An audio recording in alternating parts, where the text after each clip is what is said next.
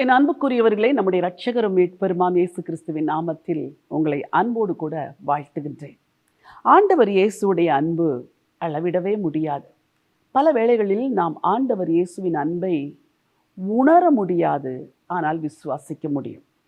நாம் சிறு பிள்ளைகளாய் விசுவாசத்தில் இருந்த நாட்களில் உணர்ந்து உணர்ந்து அவருடைய அன்பை நாம் ருசிப்போம்.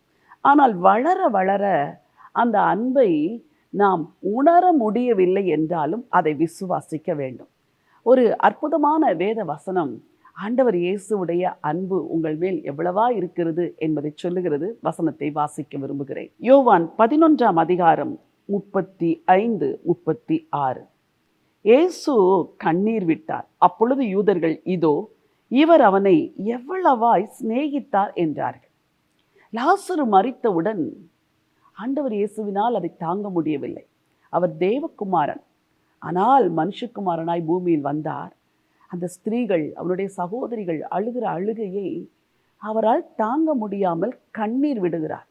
உலகத்தில் எந்த தெய்வமாவது கண்ணீர் விடும் என்று நீங்கள் கேள்விப்பட்டிருக்கிறீர்களா? ஒரு தெய்வமும் கிடையாது. இந்த ஆண்டவர் இயேசு ஜீவன் உள்ளவர், அவர் உயிர் உள்ளவர், அவருக்கு உணர்வுகள் இருக்கிறது. அவருக்குள்ள உணர்வு, சித்தம் எல்லாம் இருக்கிறபடினால் தன் பிள்ளைகள் படுகிற வேதனையை பார்த்து அவர் கண்ணீர் வடிக்கிறாராம். அவர் கண்ணீர் விட்டார். ஒரு நாள் ஒரு சகோதரி திடீரென்று மயக்கமடைந்து கீழே விழுந்து விட்டார்கள். அந்த இடத்தில் அவருடைய தாயார் வேகமாய் ஓடி வந்து பக்கத்தில் உட்கார்ந்து அழ ஆரம்பித்து விட்டார்கள். நாங்களெல்லாம் சொல்கிறோம், அம்மா ஒன்றும் இல்லை, அவர்கள் சாப்பிடாததனால் மயக்கமடைந்து விழுந்து விட்டார்கள், ஒன்றும் இல்லை என்றால் அந்த தாய் கதறுகிறார்கள், அழுகிறார்கள். இதுதான் தாயின் உள்ளம். என் அன்புக்குரியவர்களே, ஆண்டவர் இயேசு உங்கள் வாழ்க்கையில் நடக்கிற பிரச்சனைகள், போராட்டங்கள், கஷ்டங்கள், வியாதியின் உக்கிரங்கள், வேதனைகள், மன உளைச்சல்கள், மரணம், இதையெல்லாம் பார்த்துவிட்டு சும்மா இருக்கிற தேவன் அல்ல. இந்த உலக வாழ்க்கையில் சில நியதிகள் இருக்கிறது.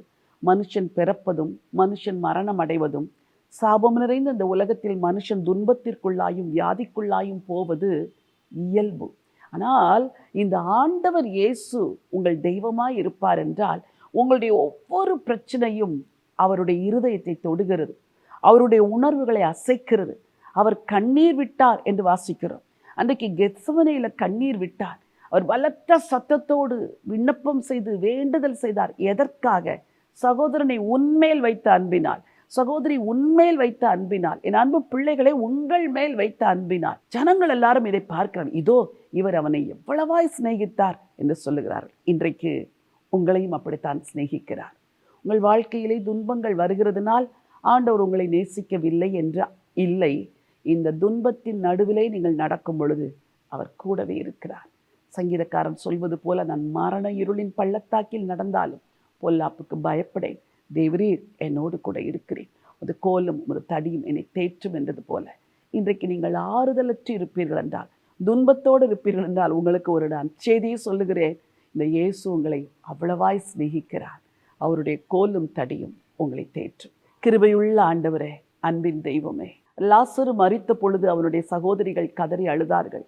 அங்கிருந்த யூதர் எல்லாரும் கதறி அழுதார்கள்.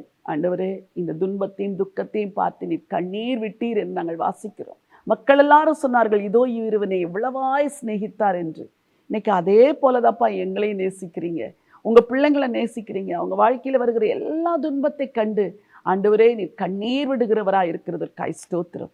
அவருடைய எல்லா நெருக்கத்திலும் அவரும் நெருக்கப்பட்டார். அவருடைய சமூகத்தின் தூதனானவர்களை தூக்கி சுமந்தார் என்ற வார்த்தையின்படி எல்லா நெருக்கத்திலும் நீங்க நெருக்கப்படுறீங்க ஆண்டவரே.